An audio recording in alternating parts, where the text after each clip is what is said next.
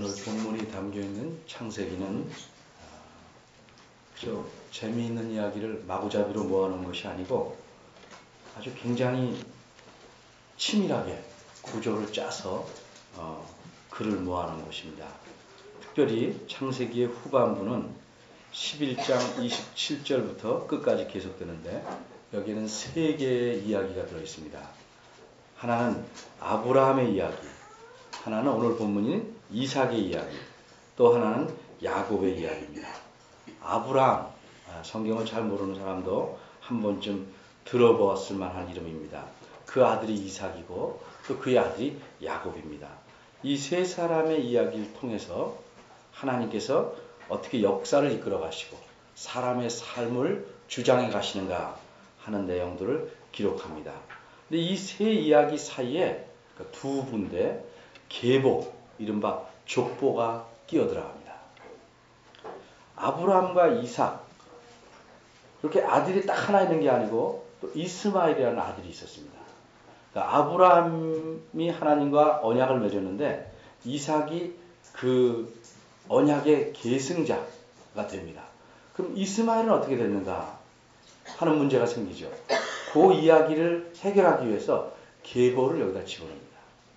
그래서 아주 짧은 계보가 들어가 있고 이삭에게는 또 야곱만 아들이 있는 게 아니고 에서라는 아들이 또 있습니다. 근데 이삭을 이어서 하나님과의 언약의 계승자가 되는 사람이 야곱인데 그럼 에서는 어떻게 됐는가? 그걸 처리하기 위해서 또 에서의 족보가 살짝 들어가게 됩니다. 그러니까 세 개의 이야기와 그 사이에 두 개의 계보, 이렇게 5개의 문단들이 들어가는데 시작할 때마다 새로운 이야기다 혹은 새로운 계보다를 알리기 위해서 똑같은 말이 나옵니다. 우리말에는 조금 다르게 나와 있어요. 다행히 우리가 지금 살펴보고 있는 본문 25장 12절에도 순서는 바뀌었지만 뒷부분에 보면 이스마엘의 후에는 이러하고 이렇게 이스마엘의 족보가 나옵니다. 그리고 오늘 시작하는 19절 이삭의 이야기에서는 이삭의 후에는 이러하다. 이렇게 두 개가 비슷하게 나와요. 다른 곳에서는 대략이 이러하다 혹은 약전이 이러하다 이런 다른 말로 나와서 좀 알기가 힘들 수 있습니다. 근데 어쨌든 히브리 원래 성경대로는 엘레 톨레도트란 말로 다 시작됩니다. 외우기 복잡하니까 제가 학생들에게도 가르칠 때 그저 간단하게 얼레 도토리로 생각해라 그렇게 말하고 맙니다. 어쨌든 똑같은 말로 시작되는데 오늘 본문은 후반부의 두 번째 이야기 이삭의 이야기가 이제 시작됩니다. 이삭의 이야기가 여러 개 나오는데 그 중에 첫 번째 짧은 이야기 에피소드가 오늘 19절에서 26절까지입니다. 물론 먼저 19절 앞에는 아브라함의 아들 이삭의 후에는 이러하니라 이렇게 시작되는 말이 나오고 그 다음에 19절과 20절에는 이삭은 누구의 아들이고 아내는 누구고 아내는 어느 집안의 여인이었다 어디서 왔다 하는 그 이삭의 아버지와 아내 가까운 사람들의 관계를 이야기합니다. 이렇게 이야기하는 것은 앞으로 진행될 이야기 특별히 그 오빠 그러니까 처남이죠. 이삭의 처남인 라반과의 관계가 앞으로 이삭의 아들인 야곱과 밀접하게 연관되기 때문에 또 그것으로 야곱이 가기 때문에 그것 지명 이런 것들이 미리 알려주기 위해서 조금 제시를 합니다. 그러니까 본격적인 이야기는 21절부터 26절까지입니다. 21절부터 26절 우리가 돌아가면 이렇게 번갈아 읽었지만 그 내용은 아주 간단히 말하면 리브가가 아기를 갖지 못하다가 아기를 가져서 애를 낳는데 둘 별종을 낳았다 이런 얘기입니다. 이 이야기가 우리하고 무슨 관계가 있고 성경에 왜 이런 이야기를 써놨을까? 그것이 우리가 성경을 공부하는 목적입니다. 우선 21절에 보면 이삭이 여러 가지 일도 많이 했겠지만 성경의 기록상으로 보면 결혼한 뒤에 40세에 결혼한 뒤에 제일 먼저 한 일이 뭐냐면 여호와께 간구하였다. 우리말은 중간에 나옵니다. 그런 이제 히브리 원어상으로는 이삭이 여호와께 간구했다. 간절히 뭘 기도했다 이렇게 말합니다. 근데 무엇을 위해서 기도했는가? 자기 아내를 위하여. 우리말은 순서가 그를 위하여 이렇게 되어 있어요. 자기 아내를 위해서 기도했다 이렇게 말합니다. 왜 기도했는가? 우리말은 다 설명이 앞에 나와 있으니까 궁금증을 다 해결하지만 히브리 성경에서는 이걸 순서대로 써놔서 관심을 점점점 갖게 만듭니다. 그녀는, 그 아내는 임신하지 못하였기 때문이다 이렇게 말합니다.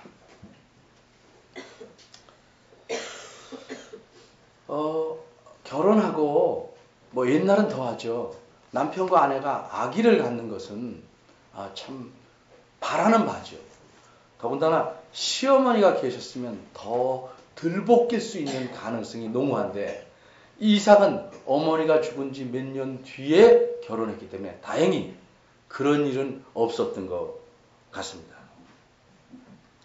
근데 이삭의 입장으로는 자기 어머니도 오래 평생을 임신하지 못했습니다.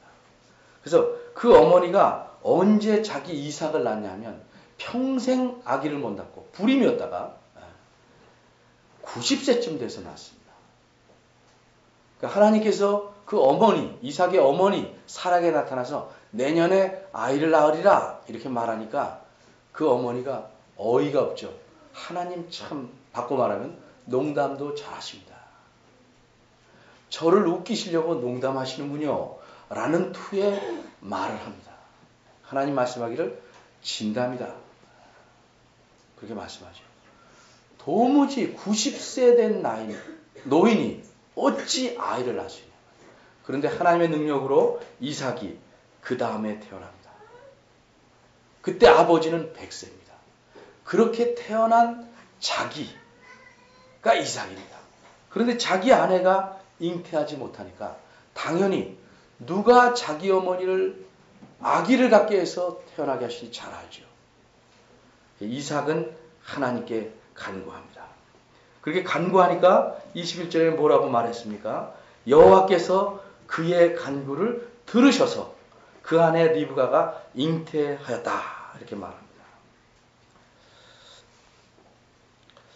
이렇게 간구할 수 있는 이유는 아무나 간구한다고 다 들어주시는 게 아니죠. 하나님이 이미 아브라함에게 약속하셨어요. 특별히 아브라함이 하나님의 명령에 따라 이삭을 데리고 어떤 산에 올라가서 제사로 드리려고 할 때 하나님께서 멈춰라 그리고 하신 말씀이 있죠. 그때 아브라함과 이삭이 함께 듣죠. 뭐라고 말씀해요? 내 씨로 크게 번성해서 하늘의 별 바닷가의 모래처럼 많게 하겠다. 아들은 달랑 하나인데.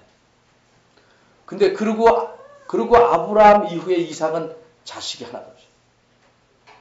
하나님의 약속은 그 씨가 많아서 자손이 많으리라 했는데 하나님은 아직 이삭에게 자녀를 주지 않고 계셔요. 더군다나 내 씨로 말미암아 천하 만민이 복을 얻으리라 이렇게 말씀하시는데 자식이 하나도 없어요. 그러니까 당당히 하나님께 구할 수 있죠. 하나님 이렇게 약속하셨지 않습니까? 자식을 주시옵소서. 그래서 하나님이 자신의 뜻에 합한 기도를 하니까 그를 위하여 응답하셨다 이렇게 말합니다. 참 어떻게 보면 기도를 간단히 하나님 주시옵시오. 그렇지. 내가 약속했지. 주마. 쉽게 이루어진 것처럼 보입니다. 그런데 26절 오늘 보면 맨 끝에 가면 참 놀라운 말씀이 있어요. 리브가가 그들을 낳을 때 쌍둥이를 낳았는데요. 이삭이 60세이었더라 이렇게 말합니다. 자, 이게 무슨 얘기입니까? 40세에 결혼해서 60세에 첫 아이를 낳으니까 어떻게 생각해야 되겠습니까? 한 1년 기다려도 안 나니까 기도하니까 하나님이 바로 잉태하게 하셔서 19년 동안 뱃속에 있다가 60세 되던 애를 맞춰서 주셨다. 이렇게 말하기는 곤란하죠. 그렇죠? 옛날 사람은 임신기간이 유난히 길었다. 이렇게 말하는 건 어거지죠. 항상 성경은 자연스럽게 이해를 해야죠. 그러니까 적어도 둘 중에 하나예요. 한 시간이 좀 지나도 1년 아니면 혹은 그 다음에 기다려도 자식이 없으니까 하나님께 기도했죠. 하나님의 응답을 확신하고 뭐 집요하게 기도 안 하고 믿음으로 기다렸을 수도 있죠. 그러나 또 한편으로는 믿음이 있기에 주실 줄 믿고 계속 기도할 수도 있죠. 성경은 이삭이 하나님께 출창 20년을 기도했다. 혹은 한 번 오고 말았다. 이런 얘기는 하지 않습니다. 다만 하나님께 기도한 걸 응답받았다. 근데 그 응답의 기간이 무려 20년이나 있다. 그렇게 말하고 있을 뿐입니다. 어쨌든 그 하나님의 약속을 믿고 기다려서 기도하고 기다려서 그 약속을 응답받았으니까 이 이삭은 하나님을 잘 믿는 신앙의 사람이면 분명합니다. 그렇게 해서 어쨌든 19년이 결혼한 지 19년이 지난 다음에 리브가는 잉태했습니다. 그러니까 리브가 나이는 안 나와서 모르겠지만 이삭이 59세 때 부인이 잉태를 했으니까 그러니까 적어도 할아버지가 손자를 보는 경지에 해당하는 거죠. 임신을 했습니다. 임신하면 참 이거 근 20년이나 기다렸던 임신이니까 얼마나 기쁘겠어요. 기대하고 참 남다른 기쁨이 있을 텐데 남다른 고민이 생겼어요. 22절에 보니까 그 아이들이 그 엄마의 뱃속에서 서로 싸웠다. 이렇게 말합니다. 새로운 문제가 등장한 거예요. 아이들이 엄마의 뱃속에서 싸웠다. 수정되자마자 싸우는 건 아니죠. 아기가 이제 뱃속에서 전 임신을 안 해봐서 잘 모르는데 하여튼 팔다리가 있고 움직일만 하니까 이제 싸우기 시작했죠. 근데 이 싸우는 것이 그죠? 가정에서 그냥 애가 엄마 배를 톡톡 엄마 나 살아있어 여기요. 이 정도로 보이는 정도가 아니고 우리말에는 그냥 싸웠다. 그러니까 뭐 좀 싸우다 말겠거니. 이 원어의 뜻은 굉장히 강한 말이에요. 둘이 그냥 서로 줘봐 좀 비켜. 이제 툭툭 미는 정도가 아니고 그 형제들 사이 나쁜 애들 있죠. 같으면 그냥 머리통을 쥐어 갈기는 애들. 등짝을 후려 갈기고 막 마치 형제인데도 원수인 것처럼 죽으라고 때리는 애들 있죠. 못된 형제들이죠. 부모가 일찍 잡지 않으면 아주 원한이 깊어지는 거예요. 자, 그렇게 심하게 아이들이 서로 싸우고 뱃속에서.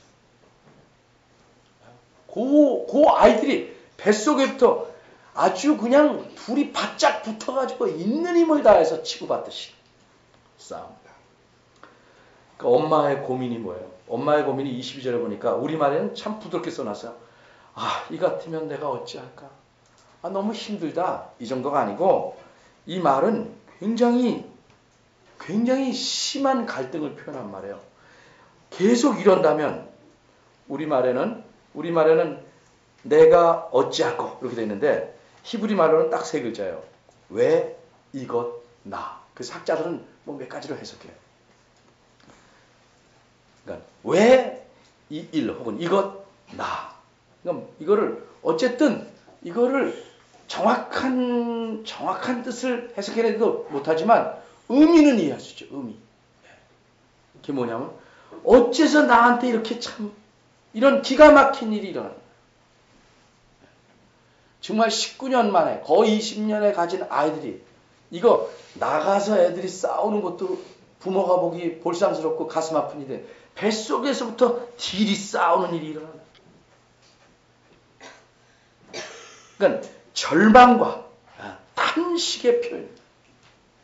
이거 나한테 왜 일어나니 이러냐. 정말 요새 말하면 허구한 날 싸우니 뱃속에서부터 정말 살맛이 안 납니다. 이런 아이들을 낳아서 무엇할까? 정말 살맛이 안 납니다. 하는 절망감의 표현이라고 학자들은 생각합니다.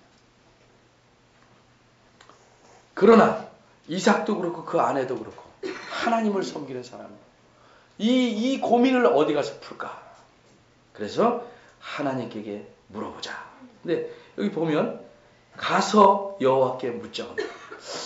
여호와께서 좀 멀리 계시나? 어디 갔나? 근데 이 말은 이런 말이에요. 어떤 다른 사람한테 가서 하나님의 뜻이 뭔가를 물어본 거죠.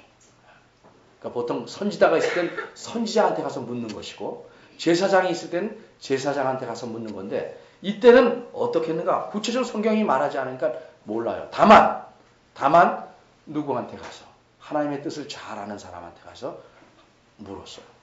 그 사람을 통해서 이 엄마에게 하나님이 자신의 뜻을 분명하게 드러내셨어요. 그래서 답을 얻었어요. 근데 답을 얻었다고 해서 안에서 싸움이 시작되는 건 아니에요. 왜 싸우는지 이유를 아는 거죠. 싸움이 해결된 건 아니에요. 태어날 때까지, 물론 태어나서 낳고 후에도 계속 싸움이 계속됩니다. 이 두 형제 간에. 드디어 태어납니다. 해산 기한이 차서 24절입니다. 나오는데 쌍둥이에요. 근데 이 쌍둥이가 다 한 외모를 하는 거고 한 성깔을 하네요. 먼저 나온 아들은 한 외모를 해요. 세상에 이렇게 생긴 애가 있을까? 온몸이 다 붉어요. 온몸이 붉다고 그래서 피부가 붉은 게 아니고 털이 많아요. 털이. 빨간 머리 앤처럼 뭐 빨간색이 아니고 쉽게 말하면 붉은 빛이 도는 털이죠. 적갈색. 그렇죠? 그런 털이 뭐 조금 뭐 아기니까 구레나루 낮은 일 없지만 몸 전체가 털옷을 입은 것처럼 여기 갓옷이란 말이 바로 그거예요. 갓옷이란 말은 털로 만든 옷, 짐승의 가죽 털로 만든 옷. 그것을 입은 것처럼 보통 털보가 아니에요. 한 부분에 있는 털이 아니고 거의 좀 과장하면 오랑우탄이나 원숭이과에 속한다고 볼 만큼 털이 가득 있는. 그러니까 나중에 그 엄마가 야곱을 꾸밀 때 어느 정도 꾸미냐면요. 아버지가 만져볼까봐 양털을 여기다 붙입니다. 그렇게 털이 많으니까. 몇 가지가 아니고 이렇게 탁 하면 그냥 짐승을 만진 것 같이 털이 많다. 그렇게 한 외모하는 첫 아이가 나오는데 보통 쌍둥이 난 사람들 말 들어보면 뭐 1시간 있다 나든가 빨리 나야 10분인데 이건 반드시 마치 기착한 연결되듯이 애를 꺼내고 뒷발이 나오는데 발꿈치를 붙잡고 동생이 따라나. 발꿈치를 붙잡고 그냥 따라나. 그래서 먼저 나온 애는 어쨌든 이름의 뜻은 학자들마다 달라서 어쨌든 그 이름의 의미를 부모가 보고 에서라 줬어요. 에서. 아마 털이라는 말과 이렇게 말을 바꾼 것 같아요. 이를테면 이런 거죠. 바람 많이 부는 날 이름을 지는데 바람 그러니까 뭐 하니까 람바 이렇게 그렇게 히브리 말을 바꿔놨어요. 그래서 에서란 말은 털이 많다는 말의 단어를 좀 바꾸는 거예요. 이렇게. 그러니까 학자들마다 여러 추측이 있는데 어쨌든 그러니까 우리말 성경에도 그게 무슨 뜻이다 이렇게 밑에 쓸 수가 없어요. 그냥 에서라고 지었고요. 그 다음에 둘째는 발꿈치를 하는데 발꿈치가 그 야곱이란 말에 야가 없이 그 뒷말하고 비슷한 말이에요. 그래서 야곱이란 말은 그가 발꿈치를 잡았다는 뜻으로 해석할 수 있는 게 가장 농후해요. 물론 그걸 좀 크게 해석하는 사람도 있긴 하지만 그래서 둘째 아이 이름은 뭐라고 그랬냐면 야곱이다 이렇게 줬어요. 이렇게 해서 정말 오랜만에 임신하고 임신 한동안에 몹시 힘들다가 아기를 낳는데 이게 가관인 아이들 이른바 어른들 말로 물건을 낳은 거죠. 물건을. 그것도 하나도 아니고 한 번에 세트로. 자, 이 얘기가 성경에 쓰여 있는 이유는 무엇일까? 여기서 끝나면 이제 동화한 거죠. 동화. 성경을 공부한다, 설교를 듣는다 하는 것은 이것을 통해서 하나님께서 우리에게 주시려는 말씀이 무엇인가? 또 성경을 처음 보는 사람들에게 알려주시고자 하는 것이 무엇인가를 우리가 파악해내는 겁니다. 우리 이 성경을 대한성서공회에서 나왔죠. 그렇죠? 다 우리 한글로 또 번역되어 있죠. 이게 책인데 왜 특별히 성경을 하나님 말씀이라고 하는가? 그렇게 말하는 가장 중요한 이유는 성경은 기본적으로 그리고 가장 원칙적으로 근본적으로 말씀하려는 게 아니고 내용이 무슨 도덕적이다 하나님에 대해서 하나님의 관해서 말하자는 거죠. 하나님을 알리려는 거죠. 그래서 하나님 말씀이라고 그러는 거예요. 윤리 도덕적인 말을 할 때도 세상이 그래야 세상에서 잘 살 수 있다가 아니고 하나님이 너희 하나님이니까 이런 걸 요구한다. 하나님의 관점에서 말씀합니다. 그러니까 성경은 철저히 하나님 관점에서 생각해야 되는 거죠. 혹 어떤 사람들은 이것을 잘 이해 못해서 이렇게 성경을 자기 좋은 대로 이해하는 사람이 있어요. 몇 가지 예를 들어볼 테니까 성경을 볼 때 제발 그렇게 보지 마세요. 뭐라고? 기도하면 아이도 낳을 수 있다. 맞기도 하고 틀리기도 하죠. 아이 못 낳으면 기도하면 다 아이 낳나요? 그렇게 꼭 맞추려면요. 이렇게 말해야지. 기도하면 20년 후에 아이 낳는다. 그리고 20년 후에 낳는 애는 쌍둥이다. 한 물건 한 성격 한다. 내가 필요한 건 취하고 내가 필요한 건 버리고 이렇게 성경을 이해하면 안 되죠. 이 사람이 기도 열심히 했죠. 하나님이 응답하셨죠. 이 경우에는 그렇게 해결이 된 거지만 우리가 꼭 기도한다고 해서 아이를 낳는가? 그건 여기서 끌어다 붙일 문제가 아니라는 거죠. 또 이렇게 말하는 사람이 있어요. 쌍둥이 나오면 싸운다. 쌍둥이도 친한 쌍둥이도 있고 싸운 쌍둥이도 있죠. 그러니까 자식을 많이 안 낳는 게 좋다. 그거 잘못 키우는 사람은 안 낳는 게 좋지만 화목하게 키우는 집은 또 많은 게 좋을 수도 있죠. 시대의 흐름도 있는 것이고. 그러니까 성경에서 어떤 것을 자기 상황과 연관해서 자꾸 갖다 맞추려는 거는 그거는 성경을 나 좋은 대로 나 편한 대로 갖다 쓰려는 거 똑같다 이 말이죠. 그건 마치 이런 거예요. 제가 그래서 이해를 하나 들었어요. 이거 잘못 그렸네. 볼펜이에요. 볼펜. 볼펜은 뭐에 쓰는 거죠? 그렇죠. 글씨에 쓰는 거죠. 근데 글씨를 안 써. 이거 참 뾰족하네. 맨날 찔러. 그리고 남 탁탁 때려. 그럼 뭐예요? 볼펜으로 안 쓰는 거죠. 볼펜은 글씨 쓰는 데를 써야 하는 거죠. 가끔 볼펜이 도움이 될 수도 있죠. 밑줄 그을 때. 자가 없는데. 그러니까 어떤 사람은 가끔 성경을 잘못 이용해도 자기한테 은혜 된다고 착각할 때가 있어요. 조금씩은 될 수 있어요. 근데 성경의 원래 목적과는 전혀 맞지 않는 거죠. 그렇게 쓰기 때문에 성경 말씀을 통해서 신앙이 자랄 수가 없는 거죠. 그러면 이 오늘 본문을 통해서는 무엇을 말씀하려는 것인가? 제가 아까 설명하다가 잘 안 하고 넘어간 데 있죠? 그래서 눈치채셨죠? 23절. 이 고민을 어떻게 할까? 가서 물었더니 여호와께서 그에게는 우리말 성경에는 여자도 이렇게 잘 표현합니다. 그 엄마 리브가에게 말해 주셨어요. 뭐라고 말씀했냐? 네 뱃속에는 두 나라가 있다.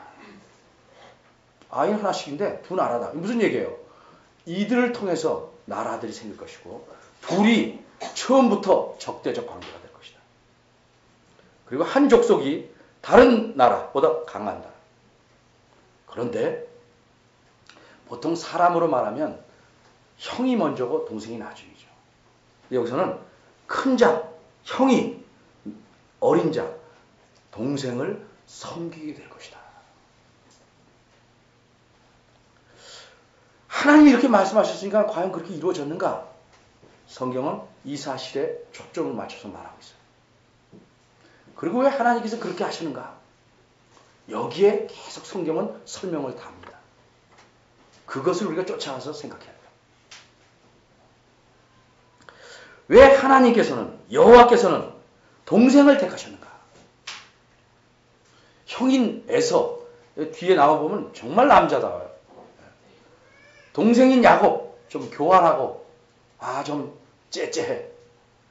그런데 왜 하나님은 야곱을 택했는가? 오늘 본문과 앞으로의 역사를 통해서 성경의 가르침을 잘 생각해 보는 것이 그 단서를 주는 게 오늘 말씀이에요. 하나님은 왜 이렇게 일하시는가? 여호와 하나님은 어떻게 선택하시는가? 그 선택의 특징이 무엇인가? 여러 가지 있겠지만 제가 세 가지만 성경에서 말하는 대로 세 가지만 설명해서 설명하려고 합니다.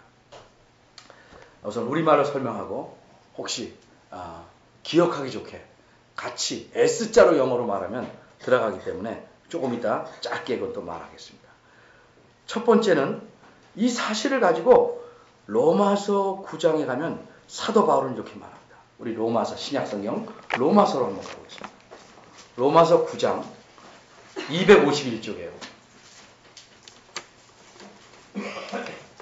특별히 11절인데 10절부터 보면 이런 말이 있어요. 또한 리브가가 우리 조상 이삭 한 사람으로 말미암아 잉태하였는데 11절입니다. 그 자식들이 아직 나지도 아니하고 뱃속에 있으니까 무슨 선이나 악을 행하지 아니했을 때에 하나님께서 택하셨다. 하나님께서 이렇게 택하시고 하나님 뜻대로 택하신 이유는 사람의 행위로 말미암지 않고 오직 부르시는 이로 말미암아 서게 하려 하신 것이다. 그래서 리브가에게 이르시되 큰 자가 어린 자를 섬기리라 하셨다라고 말하고 있어요. 여기서 하나님이 선택하는 중요한 특징 하나가 뭐냐면 하나님의 선택은 주권적이다. 하나님이 자신의 뜻대로 선택하신다. 그러면 여러분 이렇게 생각할 거예요. 그럼 억울하지 않아요? 택함 못 받은 사람은 어떻게 되나요? 택함을 못 받는다고 그래서 그 사람이 하나님의 복에서 제외된다는 말이 아니에요. 이 택함은 특별한 택함이에요. 니네는 복 안 주기로 택하겠다 이런 뜻이 아니에요. 요 택한 사람에게는 다른 목적이 있는 거예요. 주권적이에요. 하나님이 이렇게 주권적으로 택하지 않은 자들도 하나님이 주시는 일반적인 복에서 결코 제외되지 않아요. 하나님이 모든 사람에게 적용하는 법칙이 뭐냐면 심은 대로 거두는 거예요. 그래서 예수님 안 믿는 부지런한 사람이 예수님 믿는 부지런한 사람보다 훨씬 잘 삽니다. 운동 하나도 안 하고 맨날 기도만 하는 예수 믿는 사람보다 운동 열심히 하고 기도 안 하는 예수 안 믿는 사람이 훨씬 건강할 수 있습니다. 건강과 장수, 오래 살고, 음식을 잘 가려 먹고, 조심하고, 복잡한 거 많이 들어간 사탕, 과자 이런 거 안 먹고, 그래서 병도 안 걸리고, 훨씬 잘 건강하게 살 수 있습니다. 그러니까 하나님이 택하지 않아도 건강하고, 장수하고, 돈 많이 벌고, 번성하고, 자식도 많이 나고, 그건 다 모든 사람에게 하나님 주시는 일반적인 복이에요. 하나님이 주권적으로 택했다는 건 일반적인 복을 못 누리게, 어떤 사람 못 누리게 이런 뜻이 아닙니다. 둘 다 안 택해도 다 한 민족을 이루는 조상입니다. 에서는 에돔족의 조상입니다. 야곱은 이스라엘의 조상입니다. 하나님의 선택은 주권적이다. 그런데 금방 말씀한 대로 왜 이런 주권적으로 사람을 선택하시는가? 혹은 민족을, 나라를, 단체를 선택하시는가? 특별한 무엇이다. 특별하게 이들에게 사랑하게 돼. 특별히 이들을 돌보겠다 하는 겁니다. 특별하게. 자, 자식을 잘 사랑하는 신사가, 아버지가 내 자식을 사랑하기 때문에 남을 막 하나요? 누구한테나 신사답게 공평하게 잘 사랑을 보이죠. 그러나 자기 자식에게는 특별한 사랑을 보이는 거죠. 남들이 볼 때는 자기한테도 잘해줘. 그러나 그분의 자식에 비하면 나한테 주는 사랑은 다른 사람보다 많이 주지만 그 자식과 비교하면 훨씬 처진다. 공평하고 공의롭고 정당한 것이지만 하나님께서 택한 단체나 민족이나 개인에게는 더 특별한 사랑과 돌봄을 기울이시다. 그래서 택하시는 거예요. 그러니까 하나님은 결국 불공평하거나 안 택했다고 무시하거나 이런 분이 아니에요. 다만 택한 자에게 더 따뜻하고 아주 깊은 사랑을 보여요. 이 구약의 제일 마지막 책이 뭔지 아십니까? 어린이들 몰라요? 목록가 매번 부르면서 몰라? 뭐죠? 그렇죠. 말라기 맨 앞에 가면 이런 내용이 나와요. 이스라엘 백성이 포로로 갔다 오고 가난하게 사니까 하나님에 대해서 원망을 하는 거예요. 하나님, 우리 하나님 믿는데 왜 이렇게 지지리도 못 살아요? 이렇게 못 사는 건 하나님이 우리를 사랑하지 않기 때문이죠. 이렇게 물었어요. 하나님 대답이 무엇이 하면 그 대답 중에 하나가 뭐예요? 과거의 역사를 봐라. 에서와 야곱을 봐라. 내가 에서는 택하지 않았다. 너희를 택했다. 너에게 특별한 사랑을 더 줬다. 그 말은 뭐라고 하냐면 로마서 아까 9장 13절에 나오는 너희를 사랑하고 에서를 미워했다. 실제로 미워했다는 말이 아니에요. 두 개를 비유하면 그러잖아요. 우리 친구들하고 이렇게 나란히 서 있으면 이 사람이 얼굴이 하얗면 나도 괜찮은데 뭐라고 하냐면 야 나보라 깜씨 그래요. 깜씨. 우리 친구 중에 아주 하얀 애가 있어요. 걔 옆에 딱 쓰면 내가 노랑 얼굴 가진 사람 치고는 하얀 편인데 내가 까맣다고 말할 정도라는 거죠. 비교하는 거죠. 하나님이 얼마나 이스라엘에게 사랑을 많이 기울였으면 실제로는 에서의 후손들은 미워하지 않았지만 너희는 사랑하고 그들은 미워했다라고 말한다. 우리가 자녀들에게 뭐라고 그래요? 난 너희만 사랑한다. 나가서 누구한테나 사랑을 베풀어요. 그럼 또 뭐라고 해요? 자녀한테. 난 너만 세상에서 너만 사랑한다 이렇게 말하죠. 우리가 아내한테 남편한테 그러잖아요. 내가 당신만 사랑합니다. 그러면 다른 사람한테는 똑같은 사랑이지만 사랑에 일반 사람이 할 수 있는 사랑의 행위를 안 하나요? 친절하고 따뜻하게 대하고 그렇죠. 그러니까 독특한 사랑을 베푸시단 말이에요. 그러니까 어떻게 되냐? 너희들이 지금 못 살고 문제가 있는 건 너희들이 내가 그렇게 사랑하는 사랑을 배반하고 죄를 계속 졌기 때문에 그 결과로 심은 대로 거두는 것이다. 근데 에돔은 어떻게 돼? 에돔은 너희보다 더 악해서 그런 게 아니고 내가 너희는 택했기 때문에 너희는 이만큼이나 돌아와 살지만 그들은 나라가 망해졌고 앞으로 나라가 없어질 것이다. 그래서 에돔이라는 나라는 지금 지구상에 존재하지 않습니다. 여러분 이런 말 들어보세요. 나바티안족 들어봤어요? 최근에 텔레비에 나왔는데 에돔이 지었던 그 살던 곳에 바위산이 많은데 그 에돔을 쳐부신 족속이 나바티아족이에요. 그 족들은 큰 돌산을 파서 그 안에 아주 정밀한 궁전을 지었어요. 그걸 페트라라고 해요. 페트라. 에돔은 이 세상에 존재하잖아요. 한때는 부강했어요. 근데 강했어요. 근데 이스라엘 백성이 결국은 거기를 다 망하죠. 물론 에돔도 가끔 공격해서 싸우긴 하지만 결국 하나님 말씀대로 에돔은 망하고 이스라엘은 여전히 살아남아요. 하나님의 특별한 사랑과 돌봄이 있단 말이죠. 특별한. 왜 그러면 하나님이 주권적으로 택하셔서 특별한 사랑과 돌봄을 주실까? 영적인 목적을 갖고 계시잖아요. 영적인 목적.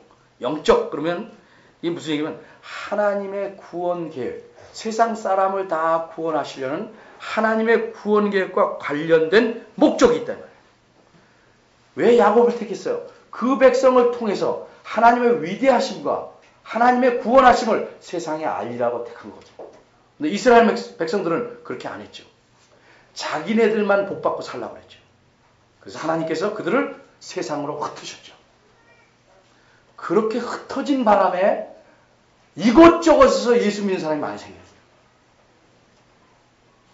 내가 자발적으로 복음을 전하지 않으면 하나님이 흩으셔서 복음을 전하게 한 거죠. 오늘날 교회도 마찬가지예요. 교회가 나만 잘 먹고 잘 살라고 하면 하나님이 결국 벌하셔서 교회가 무너지고 흩어집니다. 그럼 그 사람이 여기에요? 곳곳으로 흩어짐으로써 복음이 전파되는 거예요. 이게 교회의 역사예요. 이건 민족도 그러고 우리 개인은 하나님께서 우리를 주권적으로 택했어요. 역사를 보면 보세요. 다윗은 몇째 아들이에요? 말째 아들, 7째 아들.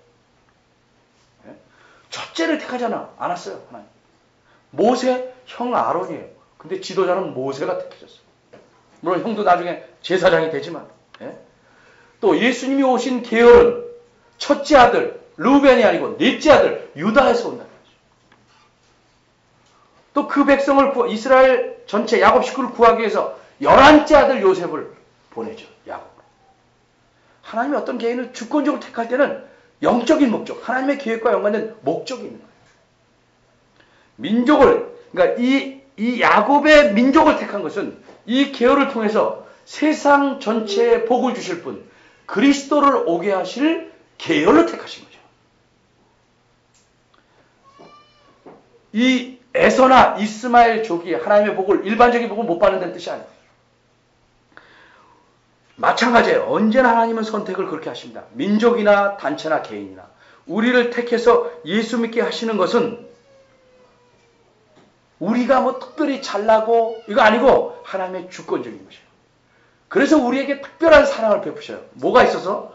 아주 영적인 하나님의 구원계획과 관계된 목적을 갖고 있어요. 그거를 성경이 여러 곳에서 말하고 있어요. 그 목적을 한마디로 말하면 뭐냐면 우리로 하여금 그리스도를 닮게 하기 위함. 그리스도를 닮아서 그리스도 예수 안에서 선한 일을 위해서 살도록, 하나님이 기뻐하시는 일을 위해서 살도록. 그래서 디도서 2장 같은 이렇게 말해요. 예수 그리스도께서 우리를 대신해서 죽으신 것은 우리를 구속할 뿐만 아니라 하나님이 원하시는 선한 일에 열심하는 친백성이 되게 하려 하사. 이렇게 말해요. 또 에베소서에는 우리를 예수 그리스도 안에서 선한 일을 위해서 지음을 받은 자다. 이렇게 말합니다.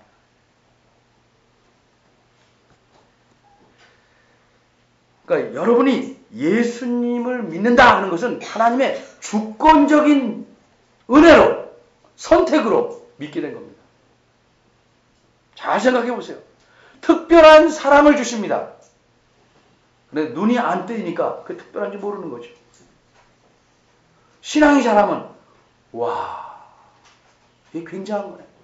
왜 그렇게 하시는가? 왜? 우리에게 가진 특별한 목적이 있어요. 영적인 목적이 있어요. 그게 뭐냐? 그리스도를 닮아서 하나님의 자녀답게 이 세상에서 빛과 소금의 역할을 하면서 살도록 하신 거죠. 근데 이 목적을 거스르고 살면 필요 이상으로 힘든 거예요.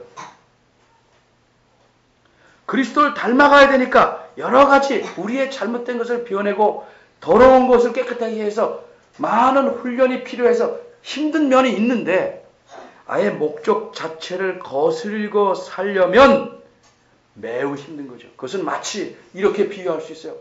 배가, 난 엔진이 참 좋아. 내 배의 엔진은. 땅 위로 올려봐. 내가 갈 테니까. 배가 땅 위에서 사는 것처럼 힘들어요. 길거리에 땅 위에 서 있는 배 있죠? 음식점. 비행기가 내 엔진이 얼마나 좋은 건데 하늘을 안 날고 땅에서 가려고 하라니. 쉬운 삶을 살겠어요? 기차가 내 바퀴는 쇠야. 펑크도 안 나. 왜 난 땅에서 갈래? 갈 수 있겠어요? 하나님께서 택하셔서 특별히 사랑과 돌봄을 쏟아부으시고 정말 영적인 목적으로 해서 부르신 여러분들은 그 길을 따라 살아야 됩니다. 하나님께서 이제껏 모든 세상 역사를 통해서 우리에 이르기까지 장차 예수님이 오실 때까지 사람들을 택하신, 주권적으로 택하시는 것은 그리고 그들에게 특별한 사랑을 부어 주심은 하나님이 가신 선하신 목적 때문에 그런 거예요. 이 택하심을 따라 우리가 감사히 살아야 합니다. 이 그리스도인이 살아갈 방향입니다. 야곱과 에서 복중에서 아무 일도 안 했어요. 하는 일이 하면 둘이 탁탁 싸우니 뿐이 없어요. 근데 하나님은 야곱을 주권적으로 택하셨어요. 조금 아까 말한 대로 우리가 3S, 서버린, 주권적, S예요. 스페셜, 특별한 사랑을 보여. 스피리추얼, 영적인 목적을 갖고 그렇게 하신 거예요. 주권적이고 특별하고 영적인 목적을 갖고 우리를 택하셨어요. 이 사실을 잘 알고 우리가 하나님 앞에서 이 부르신, 택하신 목적에 따라 산다면 여러분의 삶은 환란이 있든 슬픔이 있든 어려움이 있든 참 행복한 삶이 될 겁니다. 하나님의 뜻을 쫓아가는 복된 삶이 될 것입니다. 그런 삶들을 여러분이 사시기를 바랍니다. 기도하겠습니다. 하나님께서 옛날에 에서와 야곱 둘 가운데서 야곱을 택하는 그 주권적인 선택에 대해서 우리가 생각해 보았습니다. 우리가 아무것도 행한 것도 없고 잘난 것도 없고 하나님을 알려고 하지도 않았는데 어느 날 보니까 하나님께서 우리를 이렇게 주님을 예배하는 사람으로 만들어 놓으셨습니다. 이 특별한 삶, 이 놀라운 선택, 이것을 통해서 하나님께서 우리를 향해 가진 목적을 잊지 않게 하시고 늘 하나님 앞에서 하나님 자녀답게 그리스도를 닮으며 살아가는 저희들 되게 하시옵소서. 예수님의 이름으로 기도합니다. 아멘. 다 같이 일어나셔서 송영